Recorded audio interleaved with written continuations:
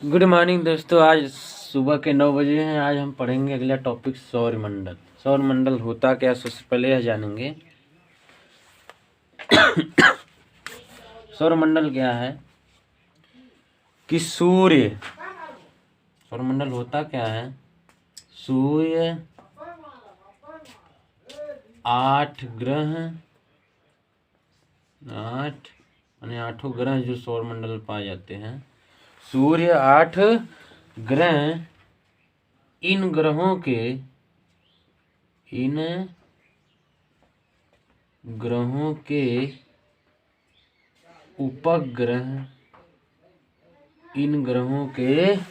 उपग्रह तथा खगोलीय पिंडों के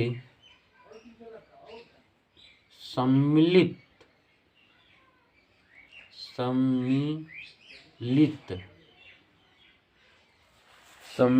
रूप को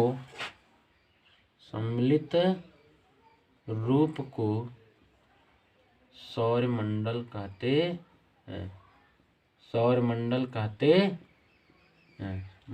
कहते हैं। सूर्य 8 ग्रह, इन ग्रहों के उपग्रह तथा खगोलीय पिंडों के सम्मिलित रूप को सौरमंडल कहते हैं। यह सौरमंडल की परिभाषा हो जाती है। सौरमंडल में सूर्य भी आता है और सूर्य के 8 ग्रह आते हैं और इन ग्रहों के उपग्रह भी आते हैं और छोटे छोटे कुछ खगोलीय पिंड रहते हैं जिसको क्षुद्र ग्रह, उल्का पिंड और क्षुद्र ग्रह कहा जाता है, पुच्छल तारे कहा जाता है। और बात किया जाए, ये तो एक परिभाषा यह हो गया। अगर दूसरा जानना चाहते हैं तो दूसरा भी हमें नीचे लिख कर दे रहे हैं या करके। दूसरा हो जाएगा, सूर्य 8 ग्रह हैं, सूर्य 8 ग्रह हैं,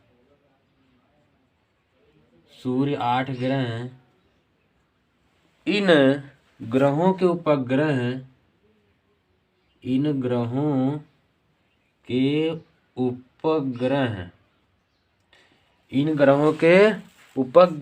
तथा कुछ अन्य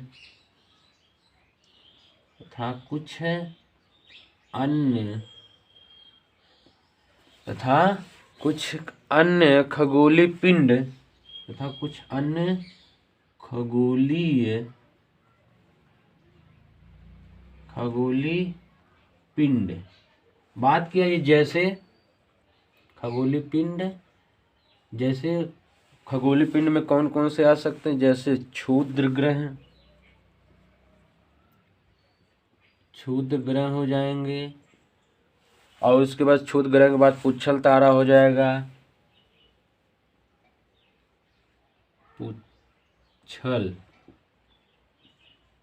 पुच्छल तारा। और इसके अंतर्गत आएंगे उल्का पिंड भी आ जाएंगे एवं उल्का पिंड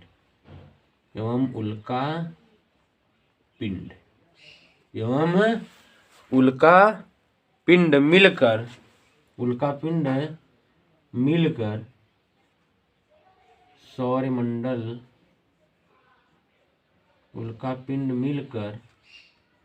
सौरमंडल का निर्माण करते हैं। तो दूसरी परिभाषा आप दोनों में से कोई भी जान सकते हैं इसमें से। और बात किया जाए, इस सौर परिवार का जो है मुखिया कौन होता है, सूर्य होता है। और सूर्य मुखिया जो होता है, और इस सूर्य के चारों तरफ जो ग्रह, उपग्रह, क्षुद्र ग्रह होते हैं या खगोलीय पिंड जितने भी होते हैं, सब सूर्य के चारों तरफ जो होते हैं चक्कर लगाते रहते हैं हमेशा, और एक निश्चित कक्षा में लगाते रहते हैं। और यह गुरुत्वाकर्षण के कारण, सूर्य के गुरुत्वाकर्षण के कारण जो होते हैं एक दूसरे से बंधे होते हैं, जो निश्चित कक्षाओं में सौरमंडल में सूर्य का चक्कर लगाते रहते हैं। अब इसमें कुछ पॉइंट और जाना जाए। इसमें एक शब्द आया है खगोलीय पिंड, या इसी को हम आकाशीय पिंड भी कहते हैं। यह जान लेते यह क्या होता है। आकाशीय पिंड, या इसी को कहा जाता है खगोलीय पिंड। खगोलीय पिंड, आकाशीय पिंड या खगोलीय पिंड, ये क्या होती है, इनके बारे में जाना जाए। बात किया जाए खगोलीय या आकाशीय पिंड क्या होते हैं। पृथ्वी के आकाश में, पृथ्वी से जब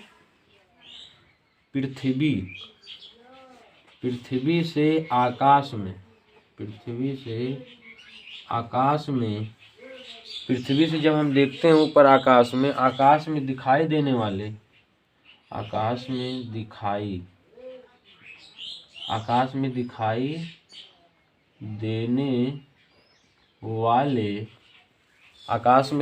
देने वाले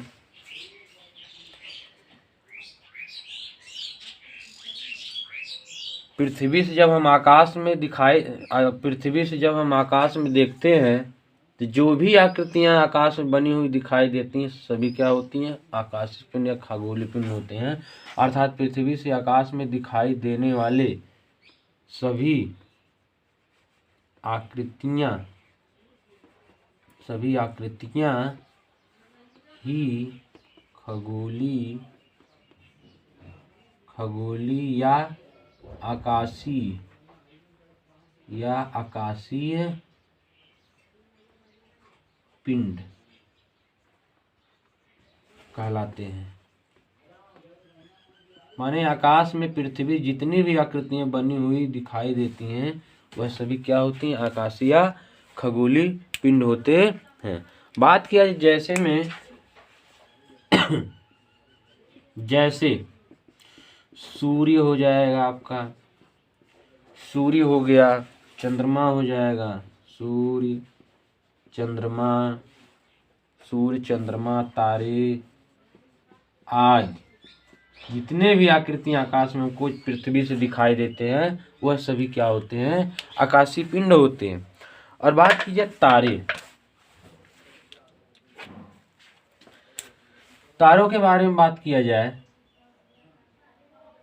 चलिए अब तारे, इसको नोट करना चाहे तो नोट कर लीजिए, स्क्रीनशॉट ले लीजिए, आगे बताने जा रहे हैं।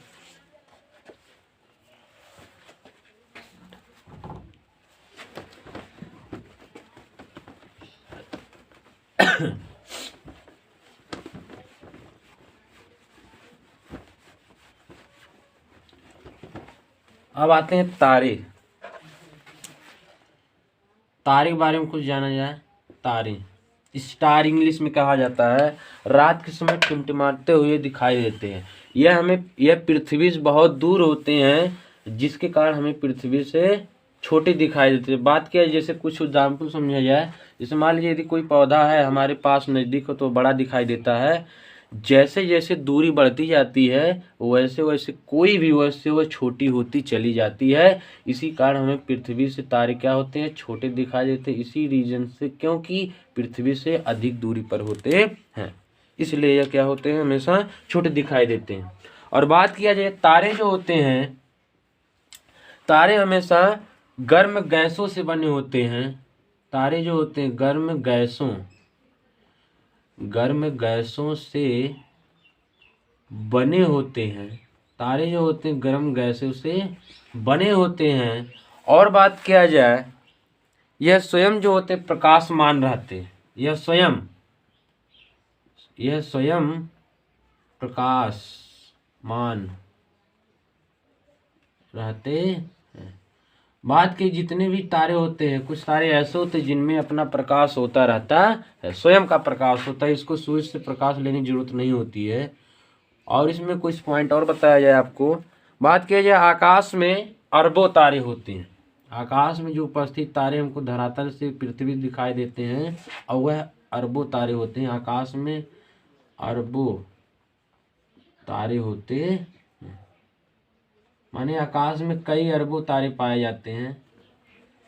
और बात किया जाए इसमें, यह बहुत से तारे अधिक दूर होते हैं। बात कीजिए बहुत से तारे जो होते हैं बहुत अधिक दूरी पर स्थित होते हैं, इसलिए उनको हम दूरदर्शी के माध्यम से देख सकते हैं। कुछ तारे जो होते हैं, कुछ तारे अधिक दूरी पर होते हैं धरातल से, अधिक दूरी पर होते हैं, जिन्हें हम किनके सहायता देख सकते हैं?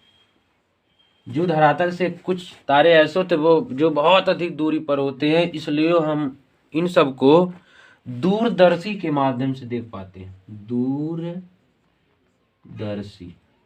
दूरदर्शी एक यंत्र होता है, दूरदर्शी यंत्र की सहायता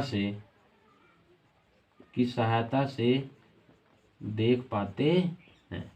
कुछ तारे अधिक दूर होने के कारण स्पष्ट रूप ना दिखाई दे, जिनके माध्यम से हम दूरदर्शी के माध्यम से हम इन तारों को देख पाते हैं। अब आते हैं हमारे सौर मंडल में कुछ नक्षत्र मंडल भी होते हैं। स्क्रीनशॉट लीजिए, आगे बताइए जाए।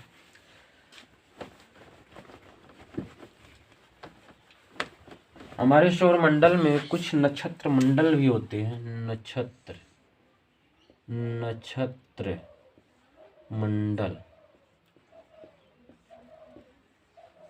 नक्षत्र मंडल हमारे सौर मंडल में भी कुछ होते हैं।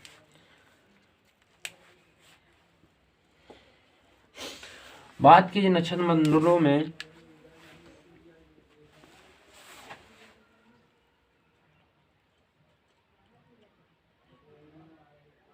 नक्षत्र मंडल सबसे पहले जान लें नक्षत्र मंडल होता क्या है। कि रात्रि के समय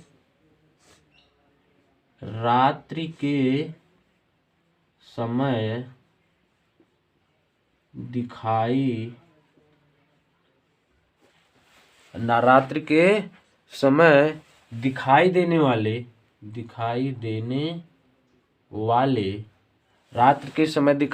वाले तारों के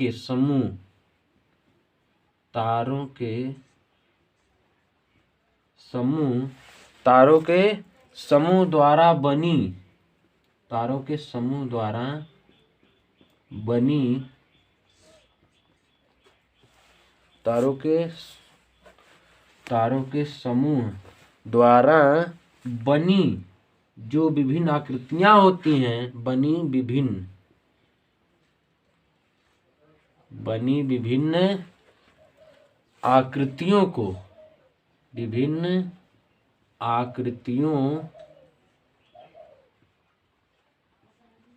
नक्षत्र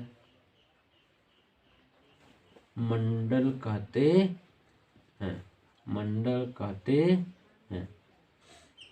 माने हम जब धरातल से पृथ्वी से देखते हैं रात के समय में, तो आकाश में तारों के विभिन्न समूह दिखाई देते हैं। उन्हीं तारों के द्वारा बनी जो विभिन्न आकृतियां होती हैं, उन्हें क्या कहते हैं? हम नक्षत्र मंडल कहते हैं। बात की जाए खगोलविदों ने नक्षत्र मंडलों की संख्या बताई है।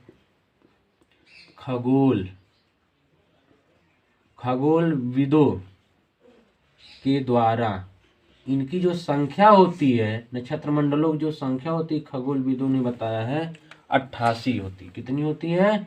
88 होती। 88 बताए हैं खगोलविदों के अनुसार नक्षत्र मंडलों की संख्या। और बात किया जाए इसमें तारामंडल जो होते हैं,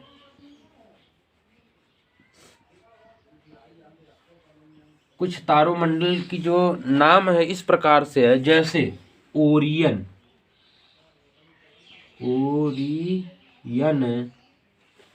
हो गया, और आपका हो जाएगा अर्सा मेजर हो गया,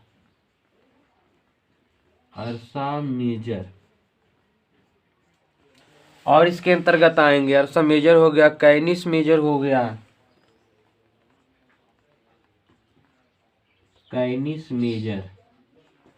और इसके बाद हो जाएगा कैनिस मेजर हो गया, स्मॉल वियर हो जाएगा, स्मॉल वियर हो जाएगा। स्मॉल वियर को हम सप्तऋषि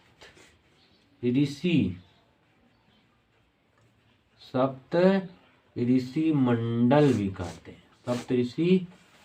भी कहते हैं। इसी प्रकार से हमारे नक्षत्र मंडल में कुछ इनका नाम तारोमंडलों का है। ओरियन है, अर्सा मेजर है, कैनिस मेजर है, स्मॉल भी है, जिसको सप्तऋषि मंडल भी कहा जाता है।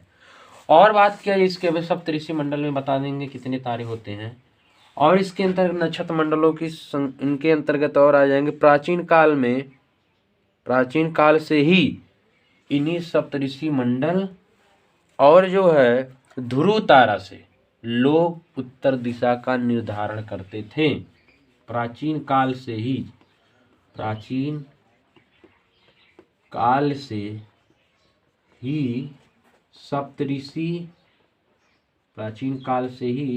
सप्तऋषि मंडल और बात कीजिए ध्रुव तारा की सहायता से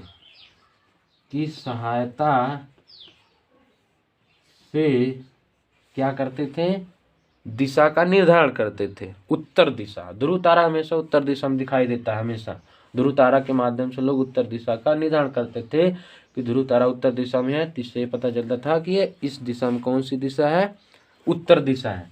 तो सहायता से क्या करते थे, उत्तर दिशा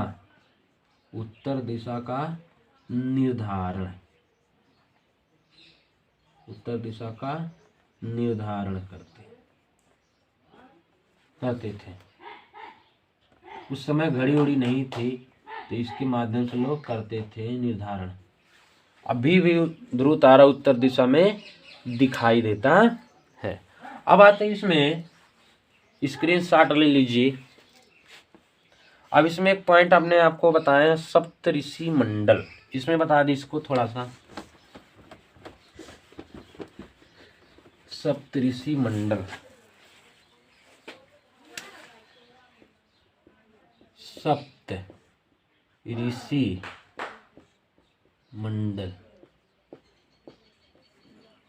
सप्त माने होता सात, माने सात तारों का समूह।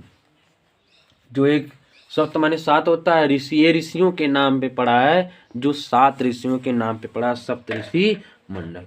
अब उन 7 ऋषियों का नाम है, 7 ऋषियों जिनके नाम पर सप्तऋषि मंडल पड़ा है, 7 ऋषियों के नाम पर सप्तऋषि मंडल पड़ा। नाम किस प्रकार से है, बात की जाए कृत, क्या है, क्रतु एक ऋषि हो गए। दूसरा हो जाएंगे क्रतु के बाद पुलह, क्या हो जाएंगे, पुलह दूसरा ऋषि हो गए। उसके बाद दूसरे के बाद हो जाएंगे पुलस्त्य, आधा ताया में पुलस्त्य।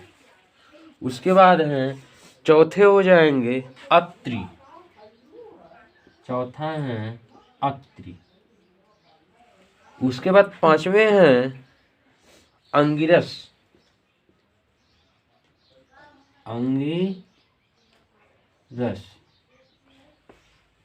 और उसके बाद 6वें हैं वासिष्ठ,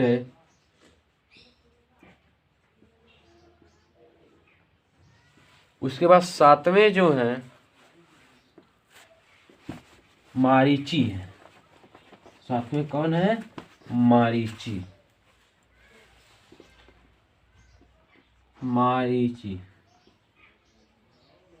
इस प्रकार से इन 7 ऋषियों के नाम पर ही सप्तऋषि मंडल पड़ा है। 7 ऋषि हो गए, क्रतु हो गए, दूसरा हो जाएंगे पुलह, तीसरा है पुलस्त्य, चौथे हैं अत्रि, 5वें हैं अग्निरस, उसके बाद हो जाएगा 6वें हैं वासिष्ठ, 7वें हो जाएंगे मारीची। इन्हीं 7 ऋषियों के नाम पर सप्तऋषि मंडल पड़ा है। चलिए अब इसकी 60 लीजिए। अब नेक्स्ट वीडियो में दूसरा चला जाएगा। Thank you.